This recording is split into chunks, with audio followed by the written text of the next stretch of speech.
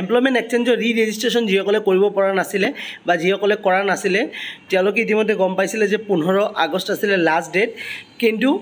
আজি যিটো নটিফিকেশ্যন আজি নটিফিকেশ্যনত লাষ্ট ডেট এক্সটেণ্ড কৰি দিয়া হৈছে চ' একো চিন্তাৰ কাৰণ নাই যিসকলে ৰি ৰেজিষ্ট্ৰেশ্যন কৰিব নোৱাৰিলে বা ৰি ৰেজিষ্ট্ৰেশ্যন মানে নকৰিলে তেওঁলোকে আৰু এতিয়াই খৰধৰকৈ কৰিব নালাগে লাষ্ট ডেট চেঞ্জ কৰি দিছে আৰু লাষ্ট ডেট হৈছে 31 ডিসেম্বৰ 2024 ঠিক আছে তো 31 ডিসেম্বৰ 2024 আগতে বা 31 ডিসেম্বৰ 2024 ভিতৰতে আপোনালোকে ৰি ৰেজিষ্ট্ৰেশ্যন কৰি ল'ব পাৰিব তাতে একো কোনো চিন্তা নাই যেহেতু এডিআৰই গ্ৰেড 3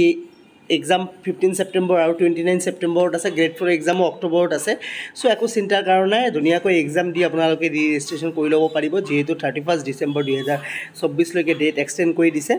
সো মেইনলি এতিয়া প্ৰিপাৰেশ্যন চলাই গৈ থাকক 10 বছৰৰ প্ৰিভিয়াছ ইয়াৰ প্ৰশ্ন কাকতবোৰ চাওক তেতিয়া লাভ হ'ব যেহেতু সময় কম আছে আমি ইংলিছৰ 10 বছৰৰ প্ৰশ্ন কাকত কৰাই দি আছোঁ আজি পাৰ্ট 5 মানে ভিডিঅ'টো আপলোড হ'ব এমপ্লয়মেণ্ট এক্সচেঞ্জৰ ৰি ৰেজিষ্ট্ৰেশ্যনৰ আৰু হৈছে আপোনাৰ মেথছৰো এটা আপলোড হ'ব 10 বছৰৰ প্ৰিভিয়াছ ইয়াৰ কুৱেশ্যন পেপাৰ বাকি আৰসি বিলাক প্ৰেক্টিছ কৰি থাকক টেলিগ্ৰাম চেনেলৰ লিংক ডেসক্ৰিপশ্যন বক্সত আছে